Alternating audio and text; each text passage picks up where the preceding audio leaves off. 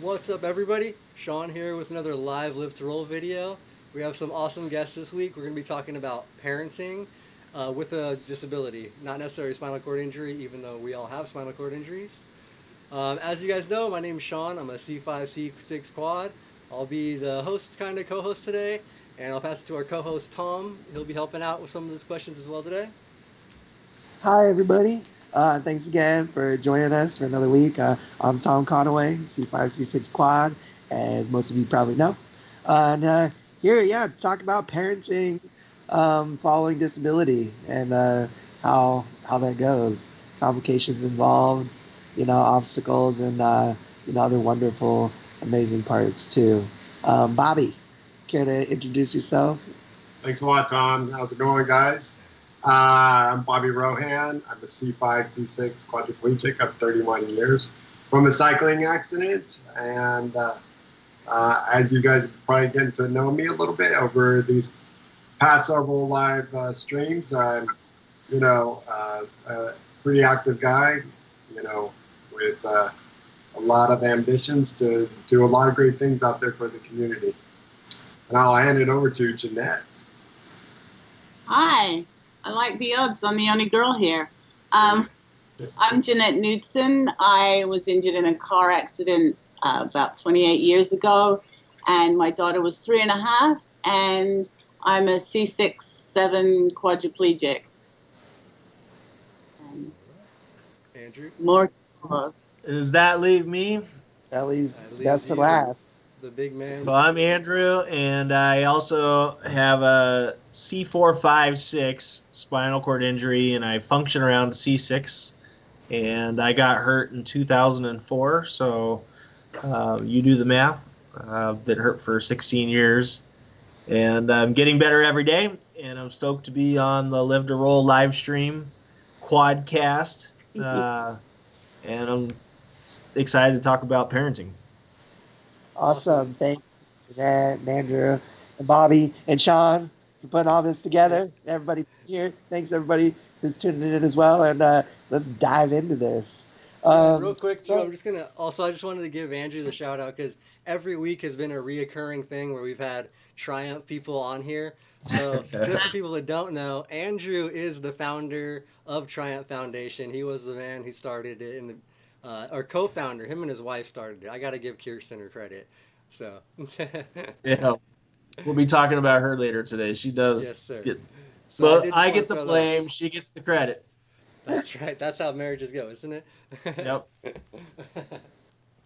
All right, let's just dive into it then. Let's get into it, guys. Sorry about it. I just wanted to give Andrew the quick note because it has been every week we've had Triumph people, and it's been like we've mentioned Triumph, and it's been a reoccurring thing. So just so and a little knows. recap. If anybody isn't familiar, Triumph Foundation is a nonprofit foundation here in Southern California that supports and provides adaptive recreation and equipment and mentorship and support and amazing, wonderful services for individuals with spinal cord injuries and other disabilities as well. So Triumph Foundation, if you are interested, we'll have a link somewhere in the description of the video. Please go and check out the website. And if you're interested in local to SoCal, come on out. Really, anywhere. I mean, I just want to piggyback off that. One of the blessings of this COVID era is the world is flat now, meaning we can connect with people all over the country, and you don't need to be locally based to participate in groups and in live streams and in all the stuff we have going on. So we're worldwide, baby. We're international. Absolutely. We do have weekly support groups every week throughout the week that are hosted by Triumph ambassadors and members, and we would love to have anybody and everybody who's interested in joining us for like group video chat, talk about living with disability, just life in general. Awesome. Yeah, we've mentioned that a bunch of times. So if anybody does want to get any information on that, contact Triumph, or you can message me. Anything, we will get you guys in contact and involved. So. Awesome. All right. So now, let's dive into some parenting topics. Let's dive in. So can we just get a quick recap of Janette and Andrew? So Andrew, you were injured 16 years ago in a snowboarding accident. And Janette, you were injured in an automobile accident how long ago? 1992. So 26. 27 years. 28. It was June, so we're 28. Who's counting? Come on. I was born in 92 and I'm 27, so I was just trying to check. Wow. Now, Janette, you already had your daughter, if I'm correct. Do you mind just maybe like explain your situation at the time of your injury? Yeah, my daughter was 3.5 at the time, and she was in the vehicle when I was in an accident on I-5, and the vehicle rolled. She's my little miracle because she was in the vehicle in a car seat that absolutely saved her life, because the car rolled several times and there was a fatality in the accident, and she did not have a scratch on her. So up until that time, I'd been, her 24/7 full-on caretaker, mother, and my husband and I were still together, but we were having some issues, and I was pretty much the full-on caregiver. And one of the hardest things about the accident was the separation for both of us, because I was in hospital for over 3 months, and I wasn't interested in rehab and walking or whatever. I needed to get out of the hospital and take care of my child. That was what I needed to do. I can go on from that. I think we're going to carry this forward into some other topics, but for now, let's jump over to Andrew. And could you just kind of tell us about, where you were at the time of your injury, circumstances kind of leading up to, your beautiful daughter and everything? Sure, yeah. When I got hurt, I was 24 years old, young, dumb, thought I was invincible, having fun. And I was just celebrating Thanksgiving with my family in the mountainous area, Big Bear Mountains. For those that are local, know where that's at, and by Lake Arrowhead. And I broke my neck going off a jump that we had built out front of our cabin. I wasn't going big like somebody I know, Sean. I was just fell on my butt and back, but it was enough to break my neck. And not to say that I was not pushing the limits, but when I got injured, I was being relatively careful, pretty low in the totem pole for all the dumb stuff that I did as a young man. So anyhow, I was single. I was just fresh out of college. 6 months after I graduated with my bachelor's in business, and was on top of the world. I just met Kirsten, who's now my wife, but that's a whole nother story we'll get into in a minute. But she and I were just started going together, and we're really just starting off on life. It had all these plans and dreams, and everything came to a sharp right-hand turn detour that we never saw coming. Yeah, that tends to happen. It throws your life into a total whirlwind.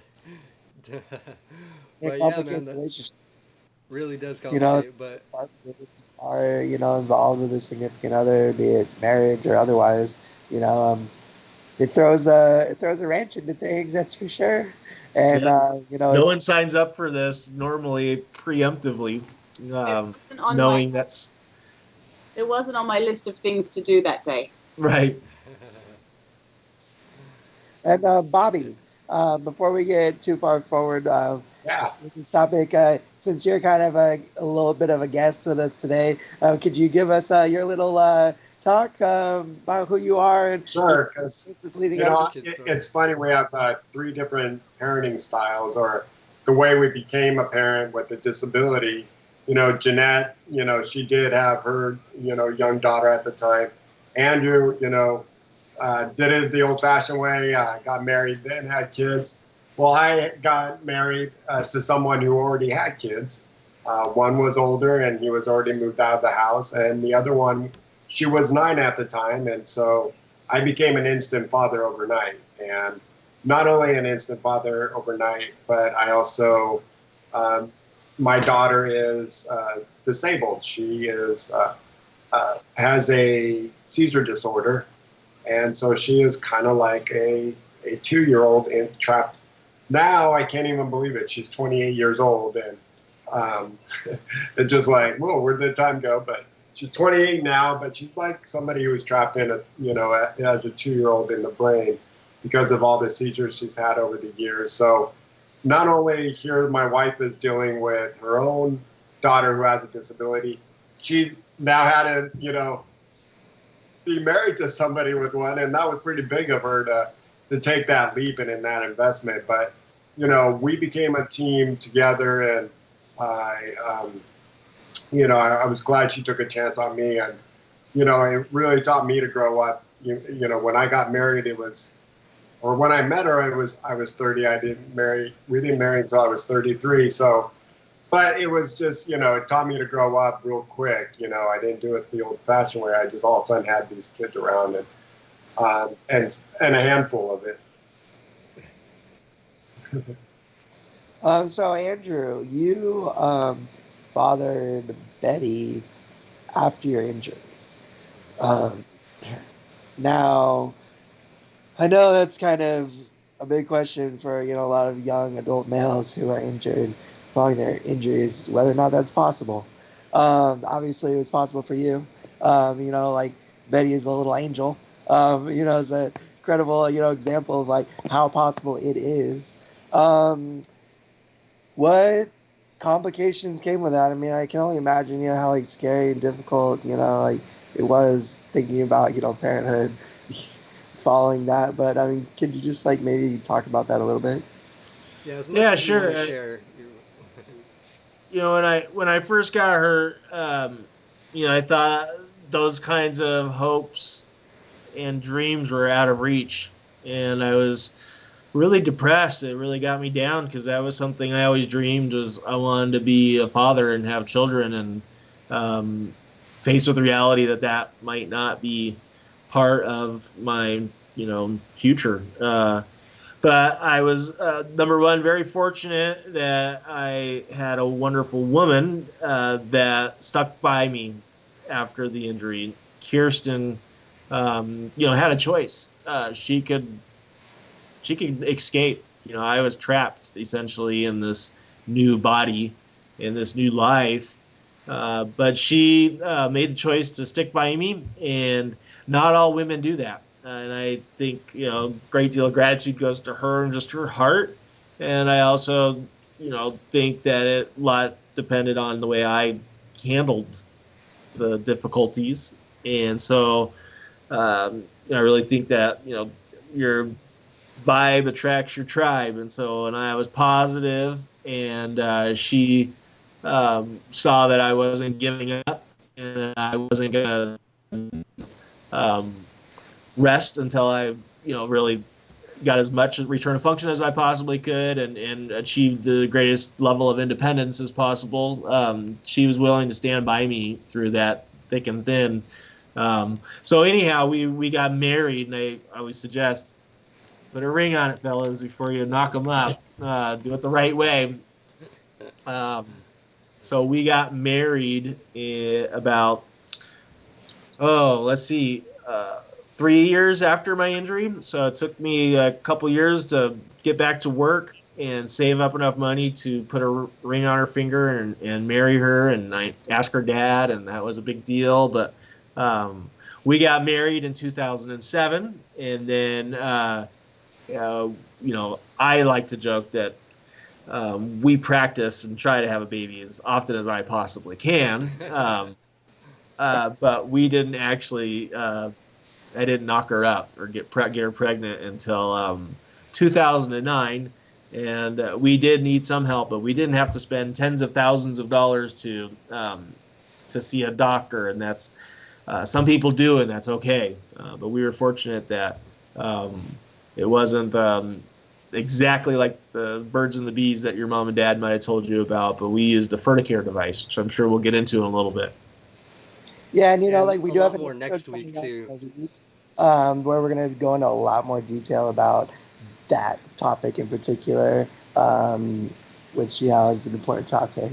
Um, but in any case, Janette, is it all right if we shift over to you for a second? Sure. 'Cause I'm curious, like, I mean, I can only imagine how scary and intimidating and crazy it must have been to be leaving that hospital, having like raised your daughter, to be a beautiful little toddler, and then to, be faced with continuing to raise her with now this crazy physical disability that you had to also handle and tackle and learn. Yeah. Could you talk to us a little bit about that? Yeah, I have to say that when I look back now and I look at people that are 9 months post injury, and I think, how did I have my own apartment and have a 4-year-old move in with me at 9 months post injury? Which is what I did. I left my husband because the problems that we were having before my injury just compounded, and there was no way that I could deal with him. And it was an alcoholic, and his drinking was, it was something I couldn't handle in this position, and I needed someone I could depend on, and he wasn't it. So I left my husband, which a lot of women are afraid to do because I think they feel like they'll never get another person, even if that person's not right for them. They say, but my child was number one. So with some help from another organization, New Start Homes, that took me after my rehab time in the hospital, I was able to learn enough and get enough independent skills to get my own apartment. And after I lived on my own for a couple of weeks, my daughter moved in with me. And then game on. She was 4. And I was very blessed. I was in an apartment complex that had a lot of Hispanic families that were very family oriented, and they saw that there wasn't a man, and the ladies, the mothers in there would send over their daughters, their teenage daughters, to see if the senora needed any help. And I was just blessed. It was just, I couldn't have been in a better place for the next few years. So It takes a village, and it's like really beautiful and amazing that like that community and the kindness existed around you, to be there in that support role. What could you talk about some of the obstacles? Some of the, I mean, I'm sure there was probably a million things you could talk about. But is there anything that like the forefront of your mind that pops up when I mentioned that? how do you take care of a 4-year-old when you don't even take care of yourself? Yeah, Like, I don't know. like and my caregivers that came in the morning and the evening were very clear that they don't do kids. They're not going to pick up a toy. They're not going to bathe a child. That's not the deal. I could have maybe had it different, if I'd have looked for somebody and hired them under that context, but that wasn't the deal. So I used a lot of the teenagers in the community. One of the hardest things was that I used to have to go to bed before her a lot of the time. Like, not only was I screaming to get off my butt, anyway, I just needed, because I'd been up a long time, but I couldn't get a caregiver to come out like later than, so that could have been challenging, but luckily she worked with me really well. And that's one of the things that, like, I'm finding out now, but I'll drop a little hint that now I'm a grandparent and I have a toddler in the house. But the younger they are when they start being around you, the more they acclimatize, and they kind of, it's like they know your boundaries and your weaknesses, and it could go the other way. But we didn't have too many instances of, of her totally defiant and like leaving home at 5.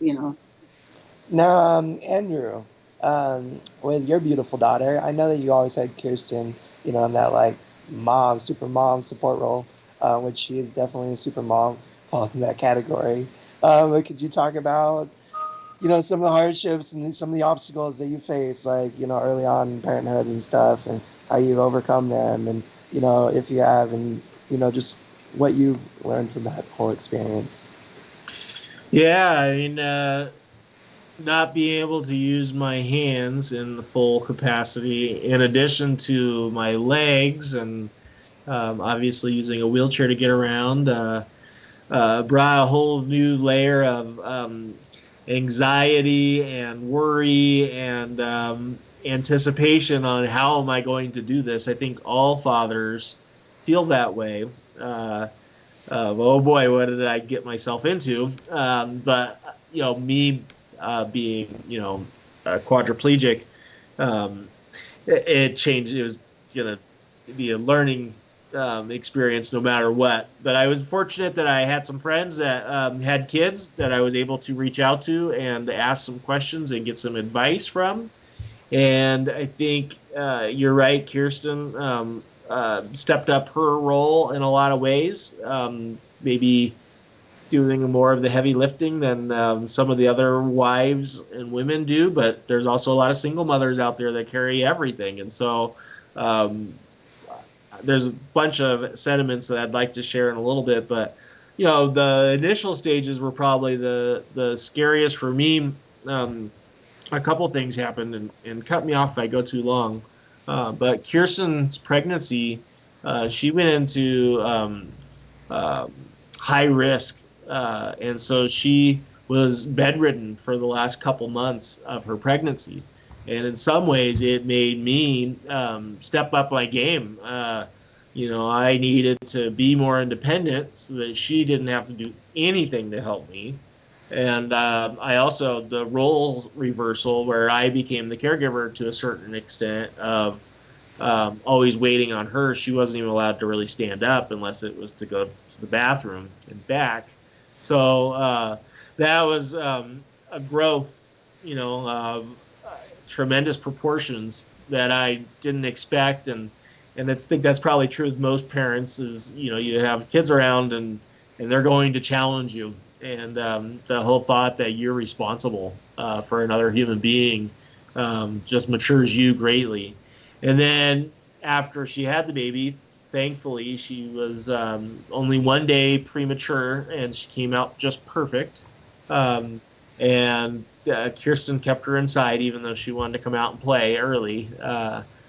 But we, how do I handle the baby? How do I carry the baby? How do I how do I do any of these things that, you do when you're dealing with an infant? And so I learned lots of things, and I'd be happy to share some of the tips and tricks and things that I come across both here on this, episode, but also just in general, if anybody ever has questions, if you're watching this and you're going, how do I, I'll give you my advice for what it's worth. So. And it's a journey, a learning curve for any parent, right? Whether you're disabled or not, you gotta learn how to hold the baby and carry the baby and do the things, and it's just a different way. It's a different way to learn how to do it. From the chair, I imagine, with a couple of quad paws instead of some more functional, hands and things like that. Limited triceps and everything else that we deal with on the daily. But can I just say something here? Yeah. Like almost 30 years ago, when I was facing that, there wasn't so much on the internet. You couldn't find. I was searching desperately for some kind of support for parents with disabilities, and it was very bare out there. There was a lot of information if you had a child with a disability, but if you were the parent, it was very sparse. And I did find a group called Parent Empowerment, which was phenomenal. And I'm still friends with some of those parents today. And we did share a lot of tips, but it wasn't like you couldn't, like now you can Google so much, or, you can check out Sean's stuff. But it was a little more scary, I think. Yeah, Yeah, well, pre-internet days were a lot different. You had to actually know somebody. You actually had to find a book. You had to know, like it was a lot different finding information. And one thing I wanted to ask Bobby real quick. So, Bobby, you're like, what was it like for you being somebody with a disability, also raising somebody with a disability? And like when you first got into the relationship, was that pretty scary for you going in? I mean, I can just imagine, you know, the initial thoughts. When it because I had a disability, so I think that's how the attraction was for my wife, that she was taking care of somebody with a disability, and so she wasn't going to shy around the disabled part of who I am, and that didn't affect her at all. And in fact, it made her more interested about what I was doing and the things that I could and couldn't do. And then here I'm now a father of somebody with a disability. Was tough because when we moved in together, Melody was 9, and diapers and was a big part of our life. She's doesn't know how to use the restroom, so I had to go through the diapers thing a lot longer than most people did for 10 years, until she had some stomach issues and they went to a colostomy. And I couldn't tell her to go sit down. I couldn't tell her be patient, or go to sleep, or so it was like, how am I going to handle this? And I think you just as probably Janette and Andrew did, you just figure it out. You know what works.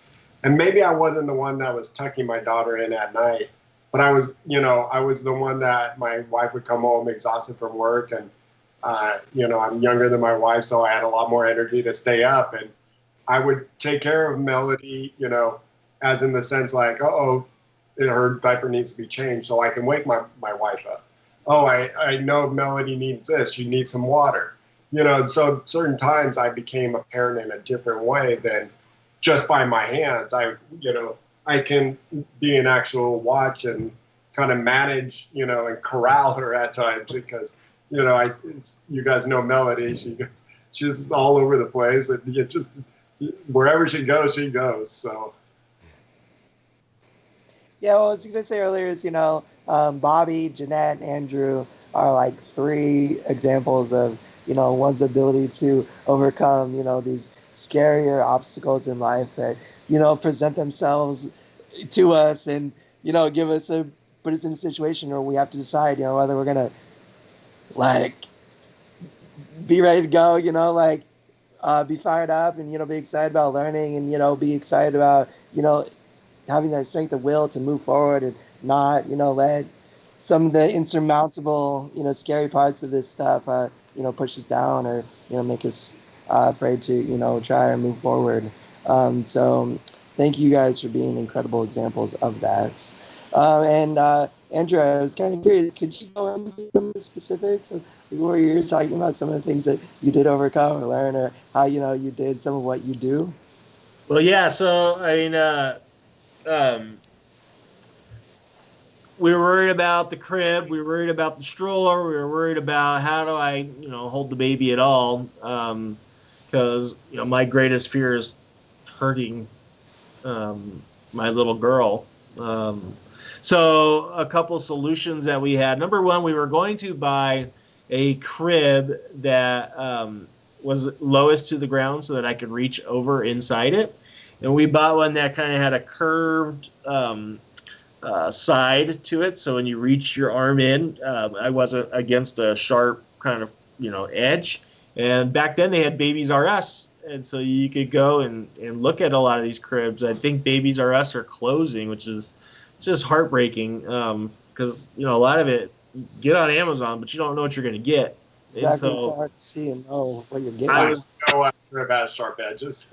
I was able to look at some cribs and find one, and we thought about even cutting the legs of the crib down 3 or 4 inches, so that it would be even lower, but that turned out to be unnecessary. One of the reasons is we actually inherited a bassinet, and I tell this to a lot of my friends that are having babies that are wheelchair users. But the bassinet was on wheels, and it was a perfect height where I was actually looking down into it, and it was on its own set of wheels, and I could put her, Betty, inside that and push the bassinet wherever I needed to go. So I didn't always have to handle her, and I could just reach in and care for her in whatever capacity, as far as feeding her bottle, when she got older, playing with toys and just having that intimacy. And so the bassinet was like a game changer for me.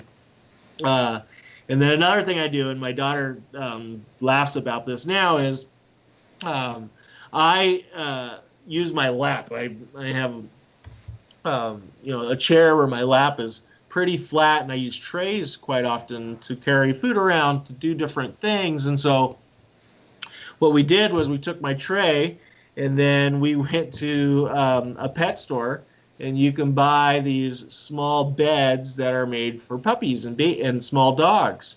And they're super soft, and when you buy them new, they're super clean. You're not buying a old dog bed. But we took that, and then we covered it with a pretty blanket, so it didn't look like it's rolling around, but in a dog bed per se. But that's what it was, because it was super soft and cushy and perfect size. And then I'd put that on my tray covered, and then the baby could sit right on my lap. And so Betty, was right here on me, or I was holding her, and securely, rather than holding her up against my chest where there's the risk of me timbering over one direction or another.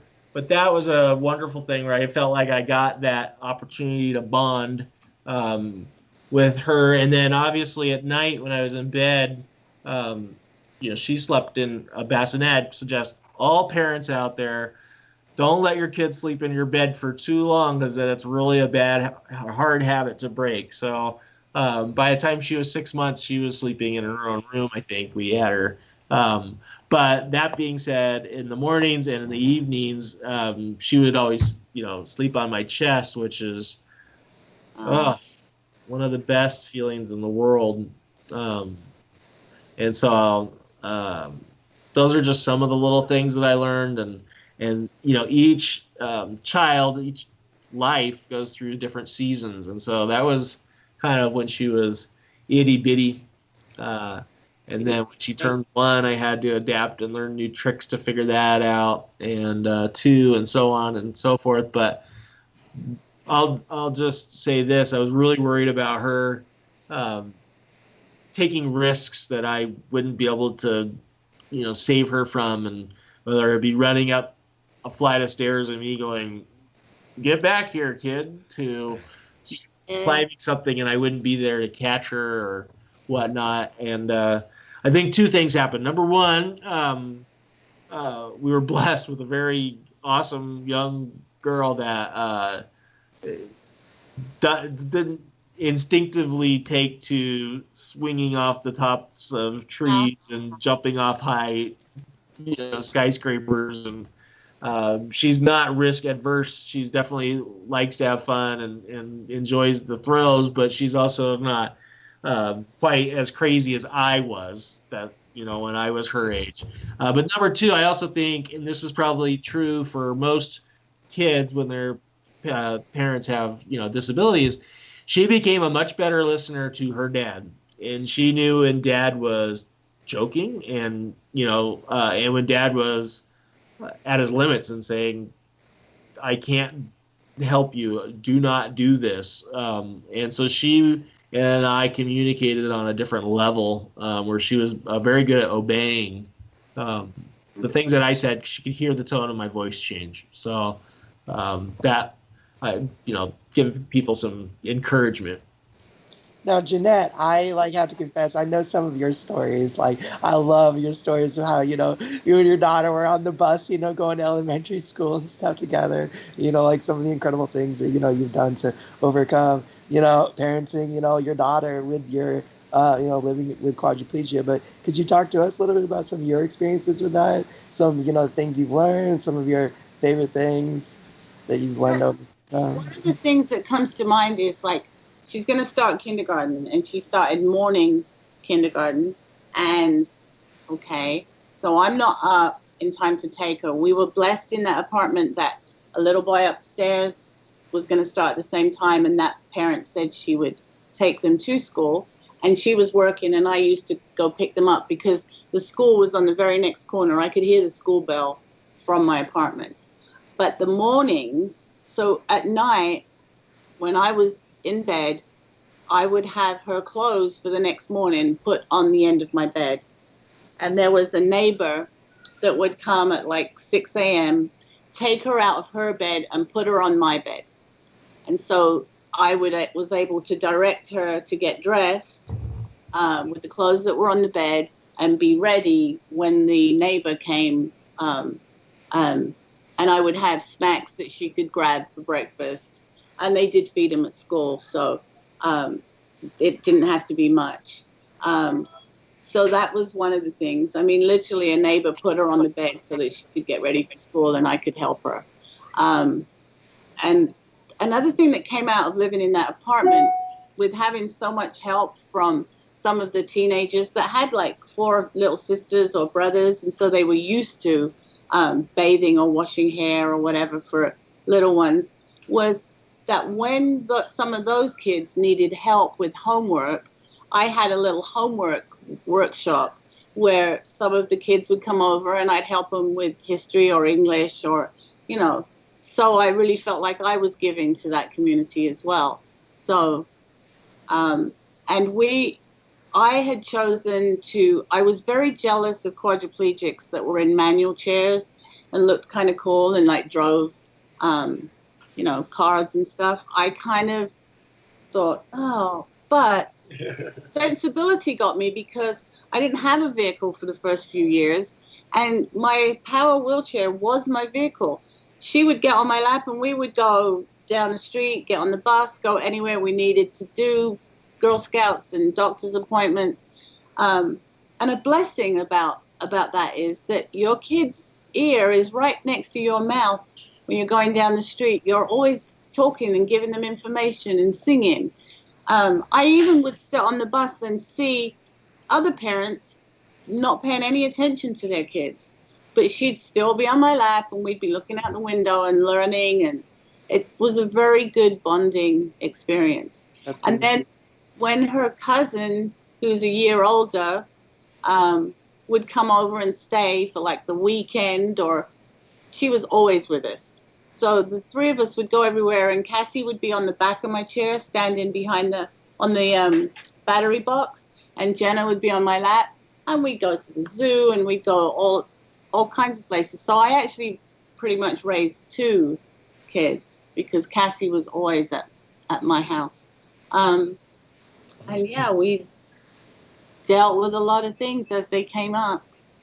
I started some classes at Pierce College when she was little, and when she was not doing homework or kind of being lazy, I'd be like, look, I'll help you, but I have homework with my name on it, and I'm going to be doing that. So I ain't going to do it for you, because I don't know if anyone knows that, but a lot of parents out there help their kids way too much with things like that. Oh, yeah. That wasn't me. Oh, you were going to ask me something, Sean.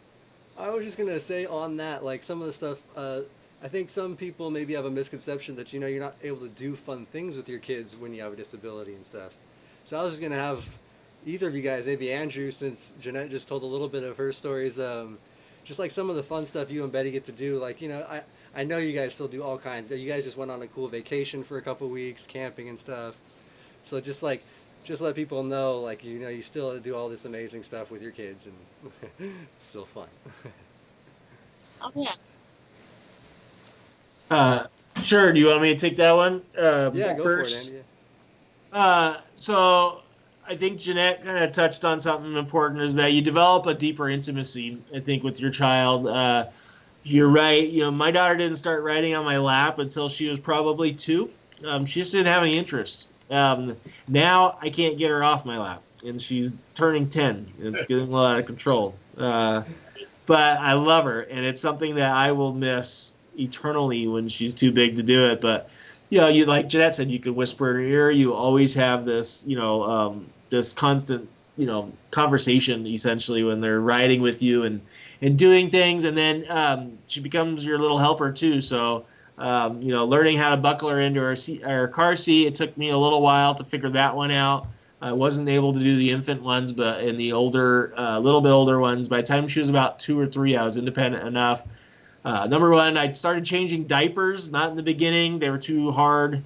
I could change a pee diaper. The poop ones, I don't know. I was a little clumsy with. When she was little, I was able to do it. But when she got older, she would wiggle, and then we'd both end up a mess. So we didn't do that very much. Oh darn, I missed out.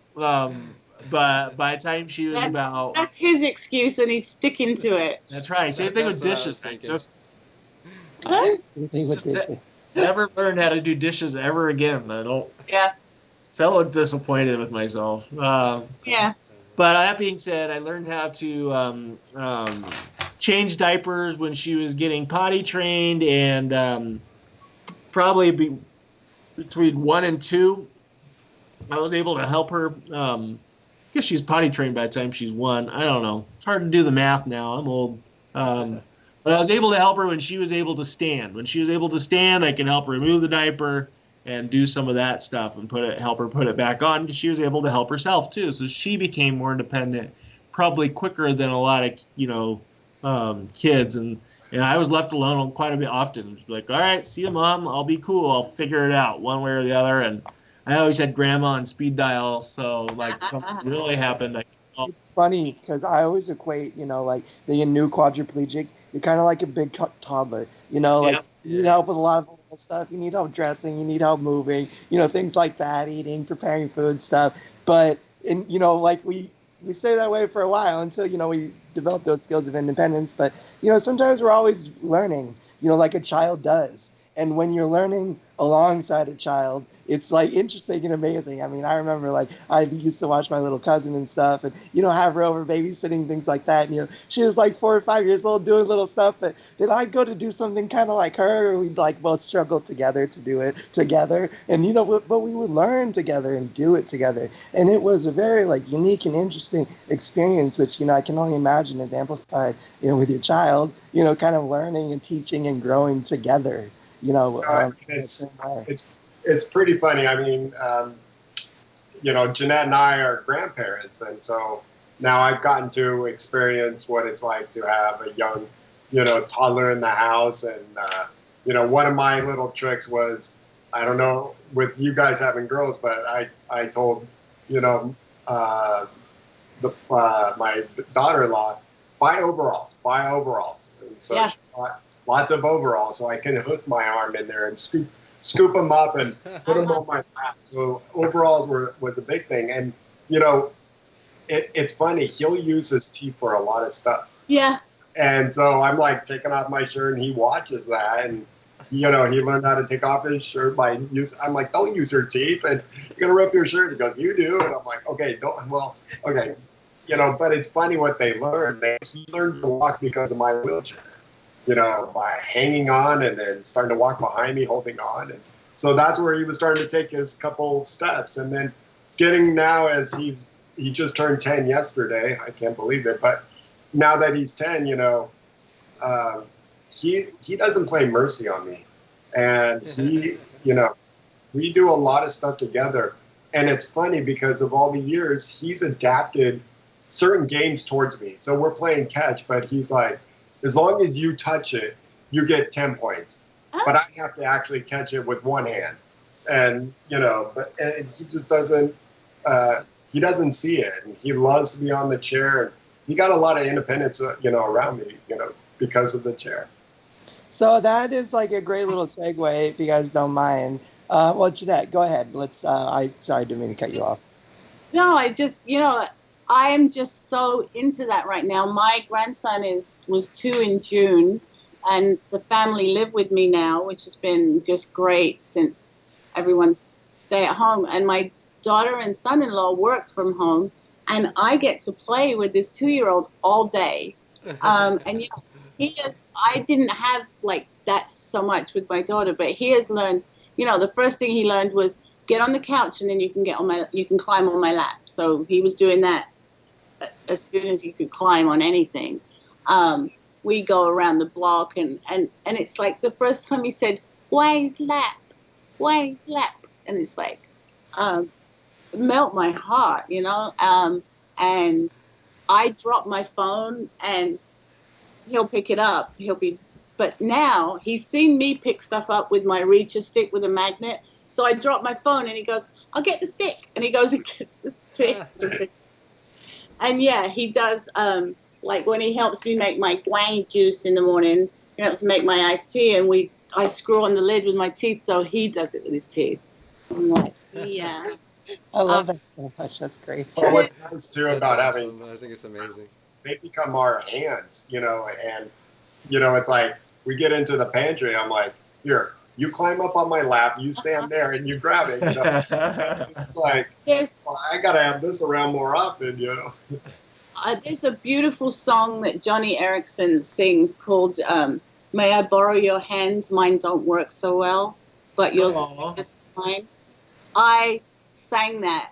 I used to sing that with my daughter when she was little. It's a tearjerker for sure. And yeah, I'm totally enjoying and remembering again how useful I can be. Like I give him total attention when his parents are busy and everything. I can spoil him, not with goods or sweets or anything. It's like I can give him my attention, which is Attention and love, and that's all they need. Exactly. Now that I feel like the stories you guys all just told was a testament to this next question that I was going to ask, which is how well did they adjust, or how well do they understand your disability? Were there any moments where they struggled to understand something because they just like, why can't mom or dad do this? Why, I'm sure, Andrew, in your situation, Betty has seen you from day one, in the chair, so she knows dad like that, right? But Janette, was it an adjustment for your daughter, which I'm sure it was? What kind of adjustment was it? She doesn't really remember any different. But here's a great story. When she was in junior high, someone else used to take her to school just like before. And I used to do the afternoon pickup. And I'd pick up a couple of kids and drop them off at home. One day she said, oh, can you take so-and-so home? Her mom can't get here. And I was like, well, did they tell you that mom that, I drive from my wheelchair and my daughter looks at me like, why? Like, why? She just couldn't even fathom why another parent might think it was dangerous or odd. I just, at the time, felt like maybe you should let them know, but apparently that, she was just, so that's how deep it went that she didn't think anything of. Oh, and the Christmas present, the Christmas one. This one's classic, right? I remember when the whole Santa Claus thing and is he real or isn't he? I heard her talking with a friend about, no, he must be real. My mom gets put to bed and she can't even get up, and there's always new presents there in the morning. That is to come down at 2 a.m. and put presents under the Christmas tree. That is awesome. That's a cool job. Uh-huh. Yeah, that's really cool. Those are great stories, Janette. That was awesome. Tom, did you have? Well, I think we do have one question from the comments. I know maybe from if you want to Robert feel just that. ask a question. Go ahead. You can ask it. So I think, and I can see Robert, yeah, they totally have a better understanding and compassion towards people with disabilities. It's funny, my grandson will just run up to anybody in a chair and just start helping them. And I'm like, whoa, you get, they're different than me. They might not appreciate that, but he just thinks it's just natural to go up and help anybody. So, it's definitely raising them and them being around somebody with a disability, they're more conscious about it. And I know Lewis said something about, a sense of teamwork as a family, and definitely he works at that. I mean, I was, blessed to give my grandson a bath real early because I just said, nope, we're doing this. You got to get in like this, and we got to check the water like that. And my wife the next morning, like, dang, he's all clean. I'm like, yeah, I gave him a bath. He was only 3. That's awesome. There's another good example. When my daughter was in university and she was in a sorority, and they were making some modifications to the house that they lived in. She said, well, while you're doing it, why don't you make it wheelchair accessible and have a bathroom downstairs? And they were like, well, why? We don't have any pledges with disabilities. And she's like, well, maybe we'll get some. And also, my mom would like to come visit where I'm living, and she's not able to right now. And you know what? They did those modifications, and the very next year, there was a pledge in a wheelchair who pledged that. That's so cool. I think one of the things, I learned early on, I was injured in my adolescence. I was 4 years old when I was paralyzed. So I wasn't a child being raised by a parent with a disability. I was the child with the disability. You were the actual child. Yeah, but perspective, gaining perspective and, different, the way different people live their lives, my brother and sister, seeing me and being around me in my chair, I think lent them tons of perspective on, how other people function, day to day. So when they run into someone who's, from a different walk of life, who's, living in a different situation, they're just so much able to easier understand and, empathize with the person, if not completely relate to their situation, just understand that, they are living, different circumstances and different, obstacles in a different way than everybody else, but, does allow them to relate on another level, I think, and to be a little bit more in tune with people, like you said, Robert, which I think a lot of us with the disabilities, understand and gain as well, is that perspective in life that, a lot of people are going through different stuff and coming from different walks, and having come from a different walk in our own life, a different role, I should say, it lends, I think a lot more, ability to be in tune and relate to other people. The coolest thing that happened to me much later after this incident happened, or it wasn't an incident, but one day I was having lunch with my cousin, and when he was smaller, in his junior high years and high school years, I lived too far away from him, and now luckily we live close. But one day he was just telling me hey, let me show you this. And he showed me this big report he did at school about me and playing quad rugby and having a disability. And I'm like, you did this? And it was just yeah, man. Yeah, we only saw each other a couple times a year, but man, I just couldn't imagine. You were just awesome.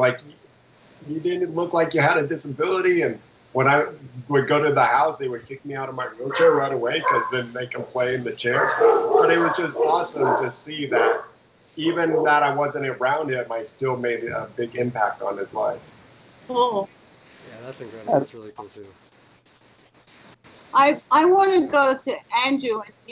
One of the good things about your wife is that she wasn't scared to let you have time with Betty and leave you, which is, I have I must admit, seen some parents that the able-bodied partner has kind of taken over too much. So I think that she's done a great job too. Yeah, no, it's certainly nerve-wracking for probably any mother to leave their young child with anyone, even the father. But Kirsten and I, in addition to having a great communication with Betty, as a family, and that's something that I think is a learned skill from going through this injury and living with the disability, is being able to communicate more effectively and give instructions and see things kind of 10 steps down the road and how you're going to get things accomplished. And so, yeah, that's one of the great things about her is she trusted me. And also just being free to give feedback and to learn together. So, but we have great times. I mean, I love being a daddy. It's the joy of my life by far. It's the best thing that ever happened to me. And I've only heard that the only thing that's better than that is being a grandparent. So I heard good dads get promoted to be grandpas. So I'm hoping that I'll get to be like Bobby and Kirsten will get to be like Janette and be a proud grandparent someday. But she's only 10. She's turning 10 on Friday. So Yeah. September 4th. Let's slow down. We're not making that push right now, but that's my hope. It's so much fun to have a kid around and brings out the best in you, I think, as well. And I mean, you guys know from just being around your friends' kids, your brothers, sisters, whatever. Kids are the best part of life. But it's, when you're a kid, you don't want to hear this, but it's the truth. It's the best years of your life are spent when you're a kid, usually. Yeah, I mean, those memories, you never forget them. That's for sure. So as we're kind of approaching the end of the show here, I kind of wanted to wrap it up with this last topic. If you guys could each maybe touch on for a couple minutes, advice for anybody in chairs who is maybe wanting to have kids, and anybody who's newly injured, who does already have children. If you guys have any, last comments or advice or anything you'd like to say to kind of help take us home. Janette, do you want to maybe get us started? Well, I just feel like sharing myself as an ambassador for Triumph, and especially with women that get injured, and being able to just show up and say, yeah, I raised a kid, yeah, I'm doing, is huge. So, and I was blessed to work in the rehab field for several years and just bring that hope to families that, anything's possible. Beyond being a single mother and a quadriplegic and a superwoman, Janette is also an amazing social worker who's been, helping benefit the lives of other disabled individuals too for a long time. For Janette, you're such an amazing, remarkable person. Thanks for being here. And we are all available as, to give. I don't give advice. I just tell people what worked for me. Yeah, exactly. And that's what we say on here all the time is, if you haven't gone out to support group, if you haven't gotten involved in your local disabled community, please do yourself the service of a lifetime and get out there and meet some other people in chairs, of similar disabilities as you, because this community that we have surrounding us that not all of us are a part of is the greatest resource we have to making our lives easier and, helping us excel and move forward in the midst of this adversity we call quadriplegia. Not be where I am if I hadn't met Bobby in the first year after my injury. Bobby was the guy that came into my room and made everything better for me. I'll never forget that first support group I ever went to and meeting Andrew and, getting involved in the last few years and so much, adaptive recreation and, so much of life that I had not lived in, the 20 years that I had been, a quad. So it's been truly remarkable too. But not to get too far off topic, Andrew, do you want to give us a few words? Yeah, I mean, you can't live your life in fear and don't let that hold you back. And you're not alone. You're not reinventing the wheel. There are other people that have had kids, and they'd be more than willing to, at least I will be, and I'm sure the rest of us will be more than willing to share our experience with you for what it's worth. And it's neat. I mean, Bobby's grandson is about the same age as my daughter, so that's really fun to get the kids together. And same thing with several of the other members of our rugby team. Sean and I have a couple other players that also have kids, and they all get to run around and they get their eyes open to a world that most kids are sheltered from. And I hope and pray that their experience will make them better human beings and maybe pursue a career and maybe find a passion through it. I think a lot of kids with parents with disabilities, go into some sort of field that cares and treats and serves folks like us, and I think that's really a cool thing. So she can do anything she wants, obviously, and she will be good at it. But on the same note, who knows what might happen. Bobby, you're up. Yeah, the best advice I can is, you might not be able to do the diapers or scoop them up as when they're infant, but you have to remember that you can support your partner in so many other ways. If it's going out and getting the milk at 2 a.m. or the grocery shopping when she needs a break, or, there was so many other ways I could be a parent than just what we think about, than, holding her in the arms and scooping her like this. But, I had to really, put myself into like, what can I do? I can do this. And, so my best advice is don't put yourself as limitation that, you're not going to be a great father or a great mother. Think of other ways that you can support the person that is going to be the primary caretaker. So I want to touch on that, because that was really a good point. And so Kirsten has said things to me that made me feel better. She said, in a lot of ways, you're probably better than most dads because you put in the extra effort. So, a lot of dads, just because they can do things, they doesn't mean they do. And in a lot of ways, to compensate for the things that I cannot do, I'm much more involved in different ways in the intimacy and have a stronger relationship and pay more attention. So, just like anything else, it's made me value relationships in a whole new way. And so it's probably made me maybe a better father, a better, person in general, just because of what I've gone through. And so that's an encouragement to everyone out there.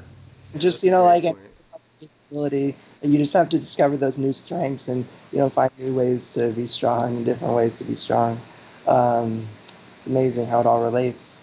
But yeah, it's also amazing. We've seen so many, people come through, the support group and stuff, parents, individuals in chairs who have, beautiful, amazing, wonderful kids. I know Janette and Andrew, and Sean and Bobby, you guys probably remember Brenda, who was injured soon after becoming pregnant and, went through not only the recovery of her injury, but, also the, her pregnancy as well. And, had a beautiful baby girl and stuff. So the impossible is possible because, we've seen living, breathing examples of it, all the time. So anybody out there who, does have that thought and, maybe thinks it's not a possibility in their life, do not let that fear, take control and overwhelm you, because, it takes a village. Reach out, find people to support you on your endeavor, and anything's possible. That is for sure. Real quick, being a grandparent now, I'm getting to, of a boy, I'm getting to say things that I didn't ever get to say before, like, don't bury your penis in the sand. Shake off your penis before you go in the house. Don't bring all that sand inside. Like, you just like to say that word. But I've also, because he's younger, he's seeing things, like, oh, what's that? And it's like, oh, that's my pee bag. Oh, what's that? Oh, I just tell him matter-of-factly what things are, and it's just so in his stride. Can learn, I'll never forget the story my mom told me. It was a few weeks after my injury. I was 4 years old in the hospital, and she's sitting there with a diagram of a spinal cord trying to explain to me, the nerve damage and stuff. And the doctor walked in and was like, what the heck are you doing talking to him, about that stuff? There's no way he'll understand. But, that's the amazing thing about kids is their ability to understand, right? And, they're a part of your team too. And, it all takes teamwork and working together. That's what makes it all so beautiful. So, Sean, anything else? No, I think that's about it. There was no more questions that came through. If you guys had any other final comments or anything you wanted to mention that we didn't get to touch on, we can go for it right now. But if not, yeah, we'll just kind of close it out for the day. So, yeah, if that's it, then thanks everybody for watching. I really want to thank you guys for being on today. Appreciate you guys coming on the show and giving all your advice and giving everything, all your knowledge and experiences and stuff. So we appreciate it. I hope everybody in the audience appreciates it as well. And yeah, like if you guys haven't already, subscribe to the channel. Click that like button. Don't forget to like, comment, subscribe. Heck Any yeah. comments and And questions I'm you guys so can glad leave. we finally got Janette and Andrew on finally. Uh-huh. Yeah, I know. And also their Instagrams are in the description and the Triumph website, so you guys can follow, check it out, and everything. So Also, please, if you're interested, check out Triumph Foundation. It's a really amazing, incredible, life-changing organization. And if you're looking for any kind of help or support, we're your people. So don't hesitate to reach out. all right, everybody. Yeah, live to roll. Live to Excited to roll. be here, guys. We'll see you guys next week. Thanks.